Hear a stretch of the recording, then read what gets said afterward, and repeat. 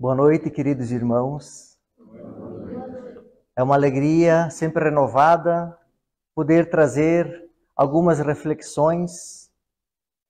E essa noite, de maneira muito especial, sobre um tema que é praticamente inesgotável. É um tema muito sensível, porque fala de sentimentos muito profundos, de dores, de saudades, da falta, daquele inconformismo que muitos temos quando vemos partir um ente querido, um amigo. Por isso, de maneira nenhuma, hoje, o nosso objetivo é esgotar esse assunto. O nosso objetivo na verdade, de trazer algum significado diferente para quando nos depararmos com o fenômeno da morte, quiçá estarmos um pouco mais preparados para isso. Porque nós, na verdade, sabemos muito pouco sobre muita pouca coisa.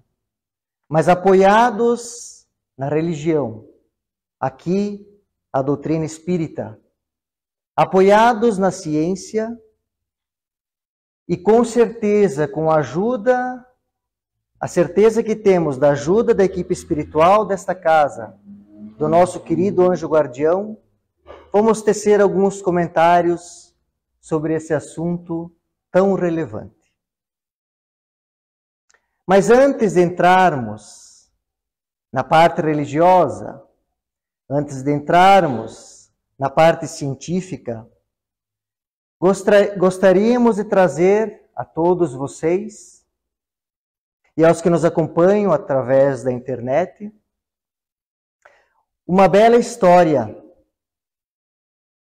contada por Leon Tolstói. Esse espírito de Skol, nascido em 1828 na Santa Rússia e que veio a desencarnar em 1910, considerado um dos maiores escritores da Rússia, nos trouxe, através da mediunidade abençoada de Ivone do Amaral Pereira, o livro intitulado Ressurreição e Vida. E neste livro está contido a história que vamos passar a narrar aos presentes, chamada O Sonho de Rafaela. Nos conta Leon Tolstói que certo dia, durante os deveres assumidos com o exercício do aprendizado que me fora indispensável no mundo invisível, eu permito contar a história em primeira pessoa, ok? Para desenvolvimento do meu progresso pessoal, necessitei visitar a Terra e planei, atraído de certo por afinidades especiais, sobre uma região pobre do Piemonte, nas encostas nevadas dos Apeninos.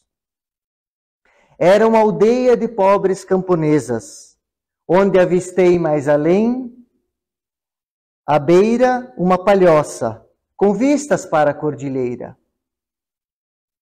Vi na palhoça um grupo de mulheres que conversava amistosamente. Que diriam entre si aquelas camponesas? Eram ruivas e brancas, de faces rosadas e frescas, como legítimas italianas, volumosas em suas saias berrantes e fartas, com alvos aventais e toucas típicas, que as tornavam graciosas. Sim, o que diriam? Detive-me a ouvi-las. Sim, senhora, Rafaela. Conta a nossa Gertrudes o que te sucedeu durante esta noite, para ver se ela também deixará de chorar a morte do seu pequeno Giovannino, que morreu há 2 anos. Sim, Rafaela, não te faças rogada. Conta-nos novamente o teu lindo sonho. E Rafaela contou às suas vizinhas pela 10ª vez, naquela manhã de primavera, o sonho que tivera, tendo agora um ouvinte a mais, invisível, da qual elas não se apercebiam. Lembra-te, Gertrudes, da minha Ada? Morreu há 6 meses, quando justamente completaria os 3 anos de idade. Era tão viva, tão levada, a minha filha. Lembra-te do que tenho chorado e lamentado durante 6 meses, inconsolável pela ausência da minha Ada, sem ânimo para o campo, sem comer, sem dormir, já sem crença em Deus que me levou? Como não haveria de me lembrar, ó Rafaela? Então não sei que assim mesmo tens feito? Pois assim mesmo não tenho te visto há 6 meses? Pois, Gertrudes, esta noite sonhei, prosseguiu Rafaela. Sonhei que fui convidada para uma festa nos arredores do céu.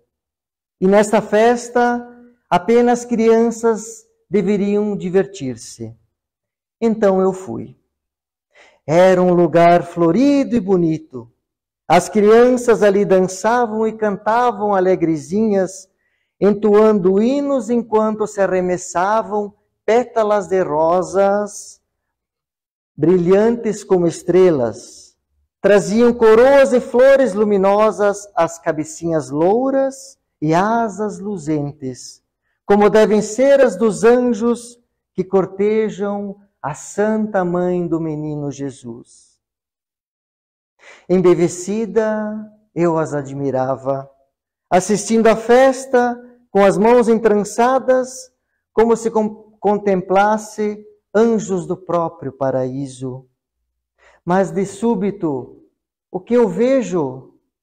A Ada, a minha Adazinha, mais triste, contundida e chorosa, asas molhadas, sem bastante brilho para também participar da brincadeira dos outros anjos, porque encharcadas também as suas vestes, e como comparecendo ali clandestinamente, sem se poder apresentar como seria devido numa festa de tal importância. Que significa isso, minha filha? Perguntei-lhe eu, no cúmulo da estupefação.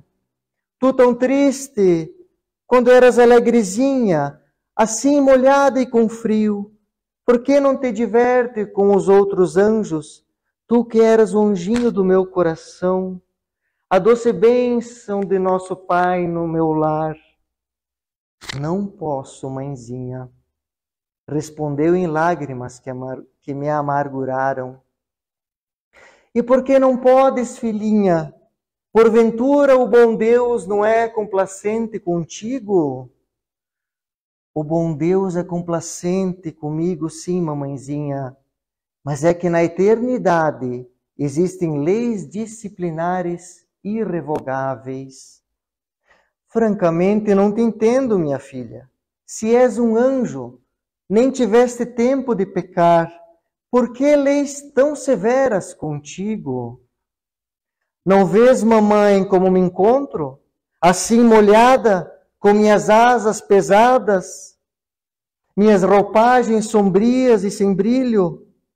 Mas por que estás assim, filhinha? Que te aconteceu? Diz-me tudo, a tua mãezinha. Quem sabe poderia ajudar-te de alguma forma. Pois é justamente tu, mãezinha, a culpada de tudo. Tanto choras e blasfemas contra Deus por minha causa, que me prendes ao teu lado pela compaixão que me inspiras. Com a tua mágoa demasiada e o teu desespero, tuas lágrimas molham minhas asas, sombreiam minhas vestes que devem ser de luz. E neste estado não me será possível compartilhar das alegrias das outras crianças que habitam felizes as moradas do céu. Nem alçar voos pelo infinito, onde deverão residir aqueles que deixaram o mundo para se tornarem ditosos. Promete que não hás mais de chorar e lamentar, e assim serei feliz, como são esses que aqui o vês, porque poderei seguir sem pesares para o seio daquele que criou leis que tu desconheces, mas que mesmo assim deverás acatar, porque são justas e muito sábias. E um dia, mãezinha, aqui mesmo virás ter, para continuarmos a felicidade momentaneamente interrompida. Ora, filhinha, respondi-lhe eu sorridente e comovida, Deus seja louvado. Prometo que me resignarei a essas leis, para não impedir os teus voos para os céus com as minhas revoltas. Orarei, sim, ao bom Deus, para que sejas feliz, podendo volitar em torno da Mãe Santíssima, como os demais anjos, e para que, quando possível, venhas até mim, tal como neste momento, a fim de me esclareceres e orientares sobre as coisas de Deus que desconheço. Quando Rafaela cessou de falar, os seus olhos estavam secos, mas as outras mulheres choravam. E aí vem a pergunta, então Luiz está nos dizendo que não devemos chorar? Uma mãe não chorar a perda de um filho? Um pai não chorar a perda de um filho? O filho, a perda do pai ou da mãe? A perda de um irmão, de um amigo? É óbvio que não. Não nos atreveríamos a pedir isso. Mas o nosso objetivo é talvez ressignificar este sentimento de dor que todos sentimos. E primeiro gostaria de trazer uma ideia. Vamos usar de empatia. Vamos trocar de lugar. Ao invés do pai, da mãe, da avó ou da tia, do primo ou do irmão, eu parti. Que sentimento que eu gostaria de receber quando eu estiver do outro lado da vida? Não precisa nem ser entre encarnado e desencarnado. Isso acontece entre os vivos também. Eu vejo alguém, imito um pensamento, um sentimento. Essa pessoa também vai receber isso. Então, aqui fica a primeira dica. Devemos cuidar do que emanamos tanto para os vivos como para os ditos mortos.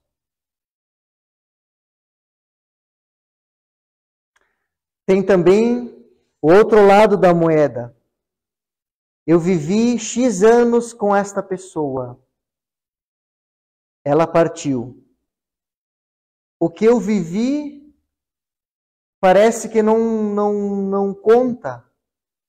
O que eu fico preso é na falta que a pessoa vai fazer os anos que eu ainda vou viver.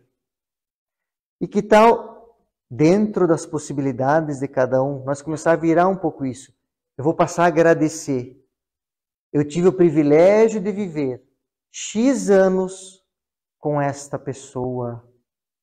Muito obrigado, Jesus.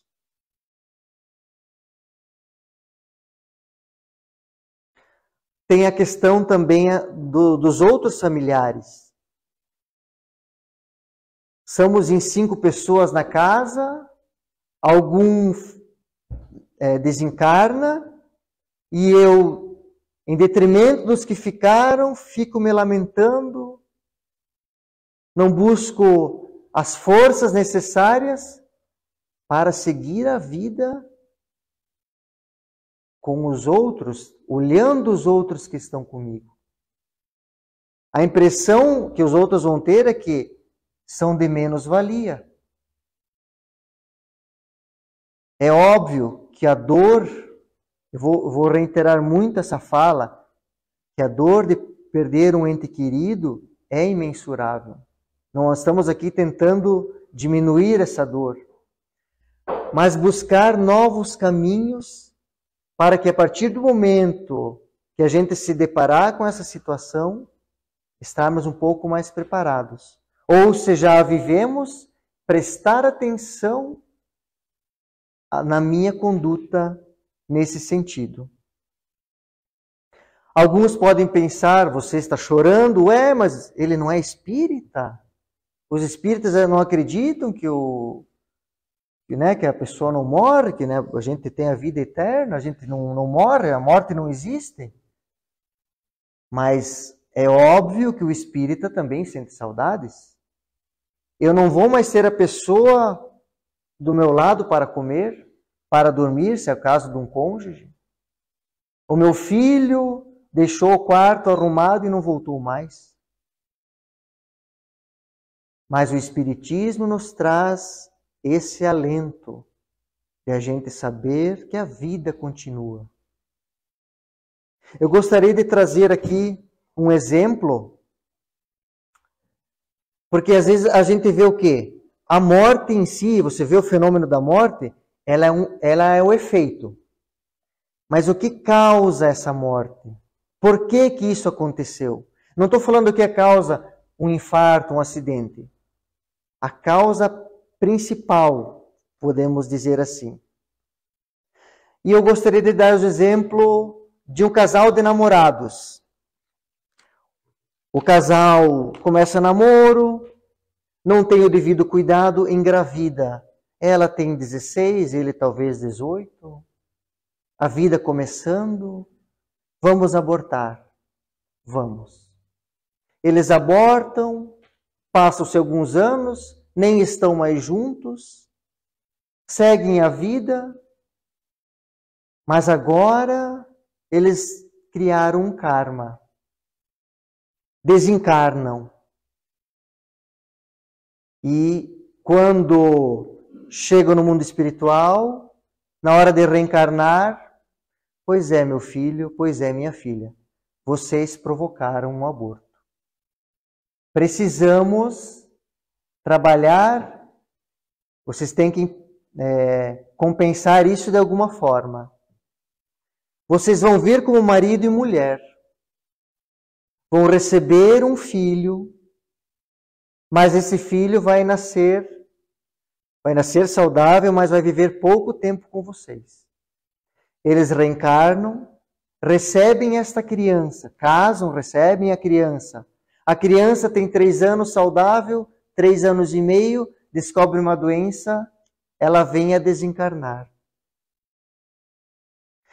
E os pais se revoltam.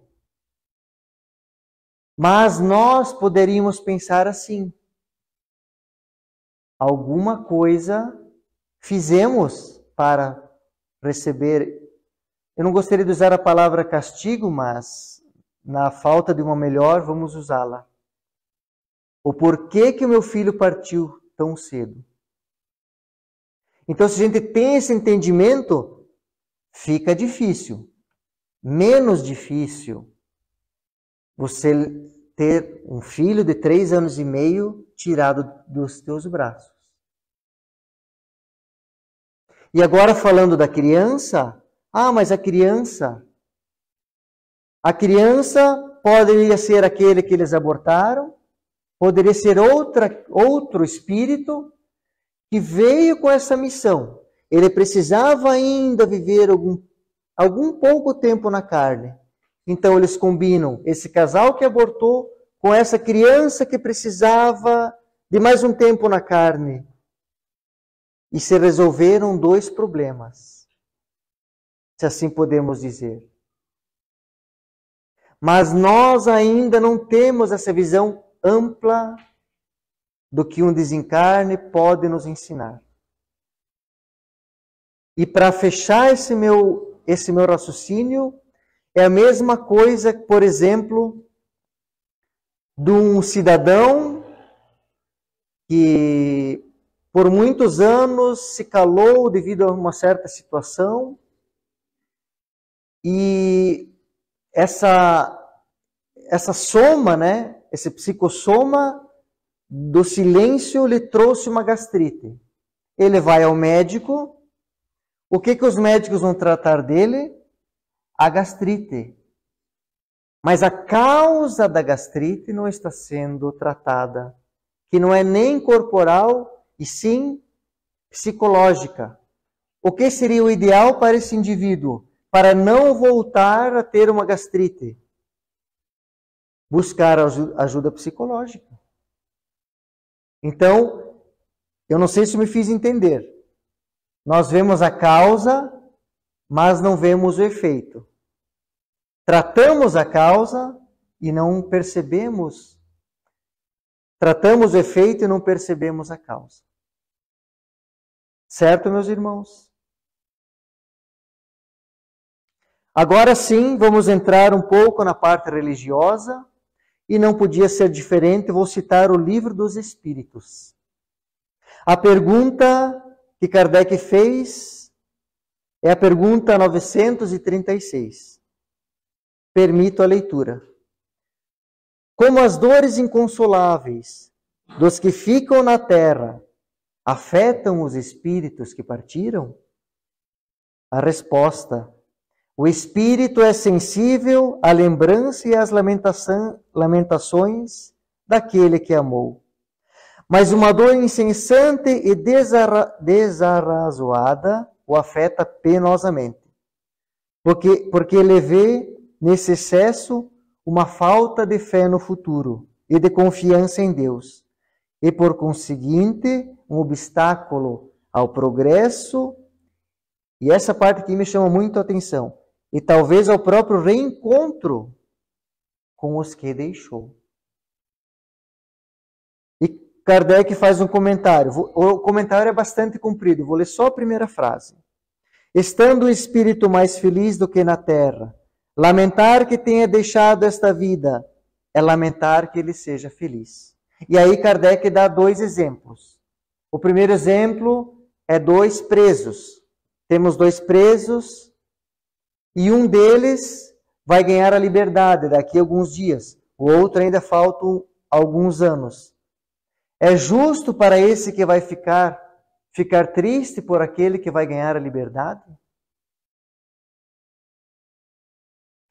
Esse que vai ficar, por certo, deveria ficar feliz por ver o seu amigo livre do cárcere. Kardec nos traz outro exemplo de dois amigos, e um, em algum momento, precisa ir para outro país para tratar da saúde ou para a melhora do seu lado profissional. Seria justo este amigo ficar triste por aquele que vai partir, mesmo sabendo que estarão em constante comunicação? Não é justo. Se ele é amigo de verdade, ele vai sentir a falta, mas vai ficar feliz pelo amigo que está indo para um lugar melhor.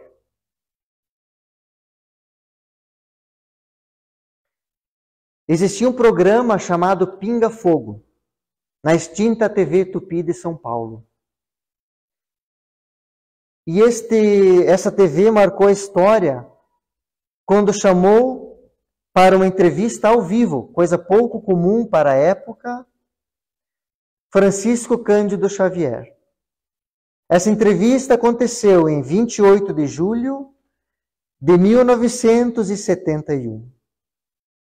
A convite da produção, o médium foi em cadeia nacional. Conta que teve uma das maiores audiências vistas até hoje na TV. E a mãe pergunta ao Chico: perdi meu filho há 1 ano. Choro muito. Quero saber se minhas lágrimas estão prejudicando meu filho.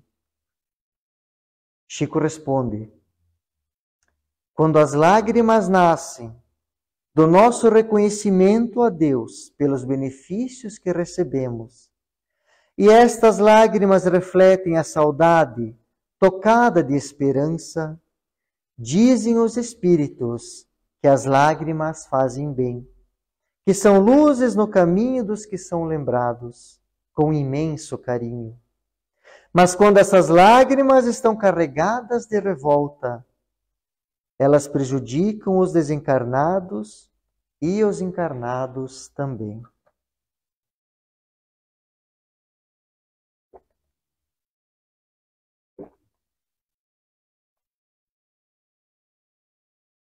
Então percebemos o quanto nós podemos facilitar a nossa vida e a vida daquele que partiu, se nós ressignificarmos, novamente falando essa palavra, a nossa dor. Eu fui pesquisar a palavra saudade, que é a primeira coisa que a gente pensa. Saudade no dicionário está escrito assim: sentimento melancólico, devido ao afastamento de uma pessoa, uma coisa ou um lugar. Ou também a ausência de experiências prazerosas já vividas. E a saudade, a palavra saudade, ela é muito curiosa. Ela não é só exclusiva da língua portuguesa. Mas as outras línguas têm muita dificuldade em traduzi-la. Uma equipe britânica que contou com mais de 1000 tradutores de todo o mundo, eles tentaram descobrir quais as palavras mais difíceis de se traduzir. E a palavra saudade, pasme, está em 7º lugar. E aqui eu penso assim, se essa palavra é difícil de traduzir, imagina viver uma saudade. Você estar com esse sentimento todo dia, toda hora, realmente é desafiador.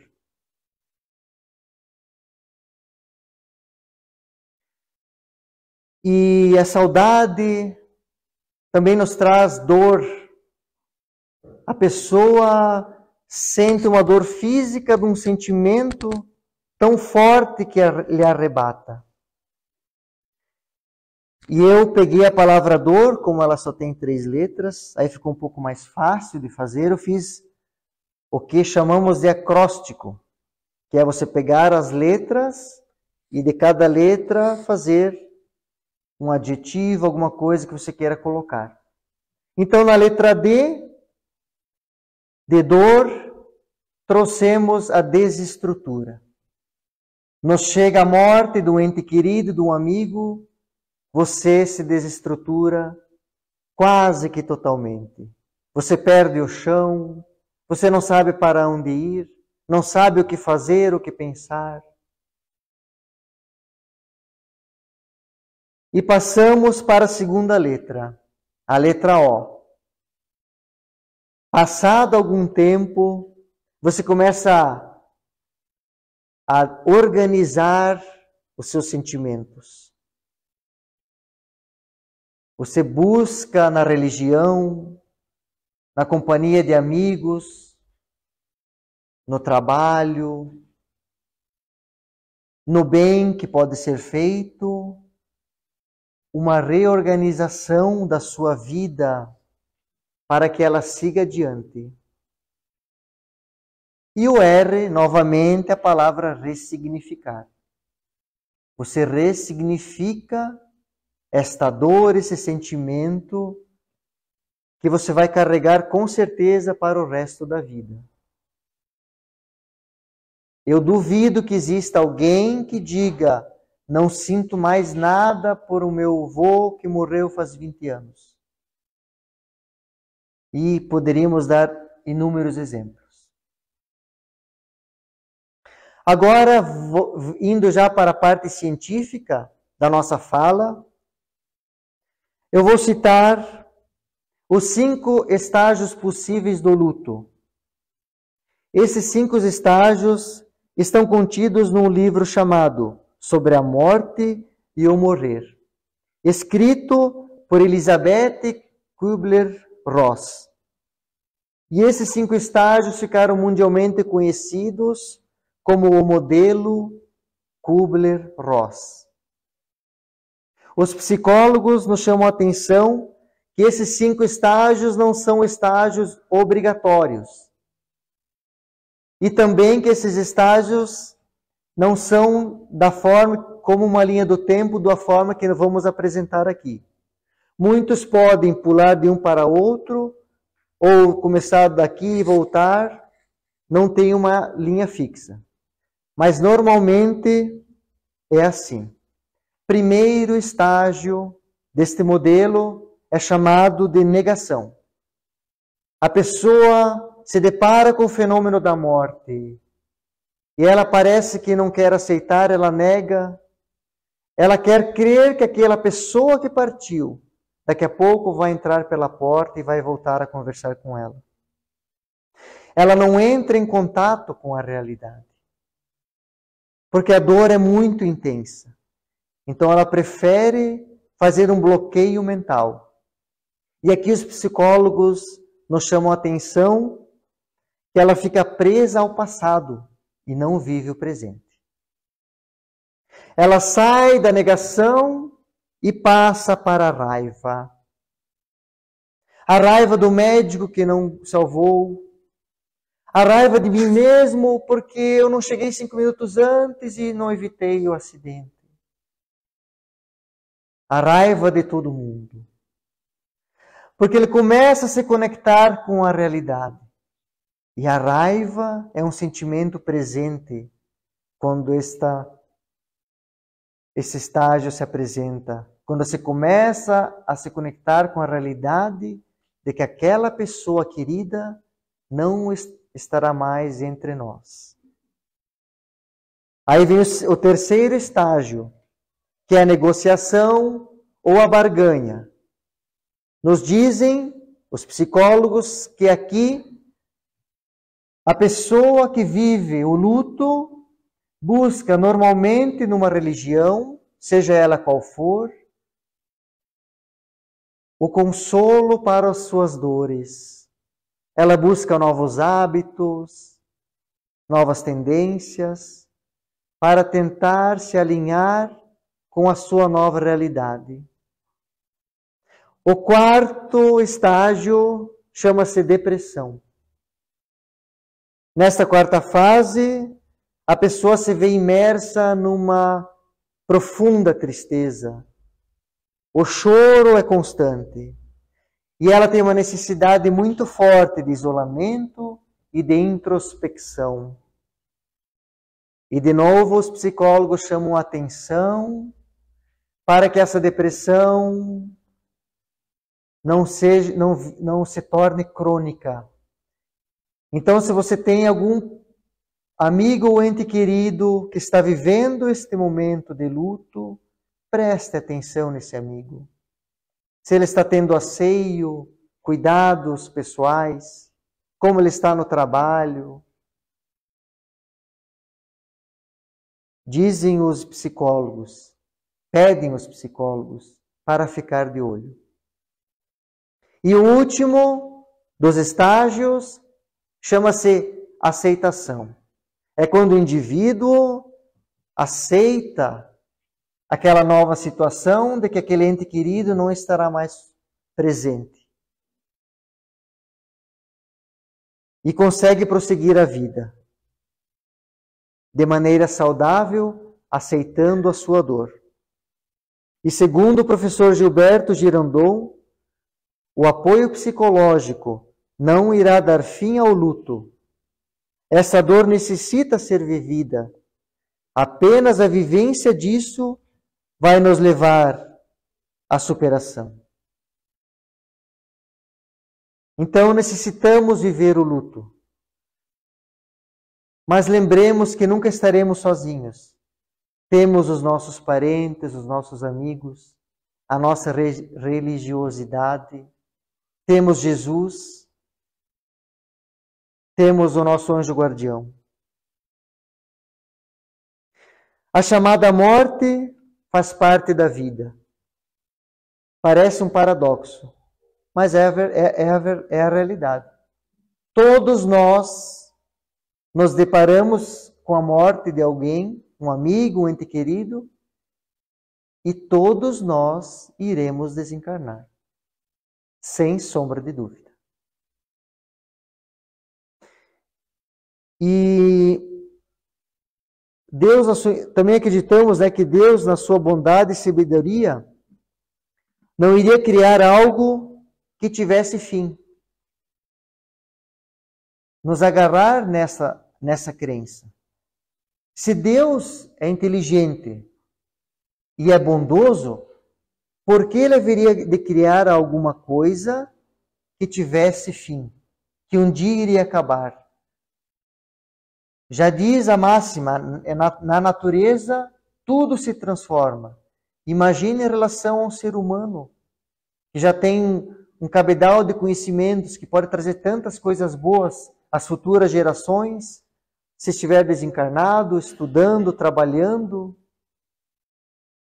Então Deus não coloca fim na vida de ninguém. O que termina é só uma experiência do corpo. Mas eu também quero dizer que, se der vontade, chore. Passou-se muitos anos, eu vi uma música que me fez lembrar. Chora. Ah, ele gostava desse filme, vai passar, chora. Vai visitar um lugar, ai, me fez lembrar tanto, chora. Chorar faz bem. Só que a partir de hoje, vamos ressignificar estas nossas lágrimas. Vamos deixar elas cheias de sentimentos de amor e de carinho. Porque isso, como foi lido, como foi dito, fará bem para mim e para aquele que partiu. E já agora, partindo para o final da nossa fala, eu gostaria de compartilhar mais um sonho. Só que agora é um sonho que uma prima minha teve quando a minha Oma desencarnou, chamada Teresa Rank. Oma, para quem não é descendente de alemão, é como a gente chamasse de vó. É um jeito de carinhoso de chamar a nossa vovó, a Oma Teresa. Vocês vão ouvir o áudio. Eu vou me permitir colocar o áudio, porque como se trata de alguém muito querido ao nosso coração, a nossa mãe, a nossa avó, a nossa Oma, talvez eu não conseguisse terminar de contar a história. E para também deixar fiel ao relato, eu vou ligar aqui o Bluetooth na caixa e vou deixar ouvir. É 2 minutinhos, tá? É rápido. Isso aconteceu em 2001. O desencarne da minha Oma. E quem vai falar é a minha prima Silvana. E com a devida permissão dela, eu pedi, né, para ela, olha, eu gostaria de deixar o seu áudio contando. E ela permitiu. Ela veio em sonho para mim, sabe? Foi tão real. E ela veio pedir para mim conversar com a minha tia, que vem a ser a minha madrinha, que eu amo demais. Porque ela estava muito inconformada com a perda da mãe.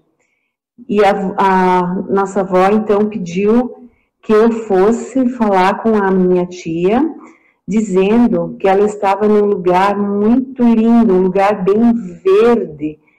E isso apareceu para mim, sabe, no sonho. Eu estava num lado e do outro lado eram umas colinas, um jardim, assim, um paraíso, morros verdes. E entre a gente tinha uma cerquinha branca de madeira, aquela garripinha, sabe? E ela chegou pertinho da cerca e falou para mim, conversa com a tia, diz para ela ficar bem, para ela não ficar triste, que a Oma está num lugar bem verde, num lugar muito lindo, para ela ficar bem. E foi isso que aconteceu, e eu, quando fecho os olhos, eu vejo isso o tempo todo, assim, é um lugar maravilhoso, realmente um paraíso, né? E aquela cerquinha branca dividindo a gente, e ela pedindo para mim confortar a nossa tia, a tua mãe, no caso, minha madrinha, e foi o que eu fiz. Eu fui lá, conversei, contei o sonho. Eu acredito que ela tenha acreditado em mim, e eu acredito nessas coisas, porque para mim foi muito real, sabe? E até hoje isso é uma coisa muito forte, que quando eu lembro, eu vejo todos os detalhes, assim, que eu passei conversando com ela.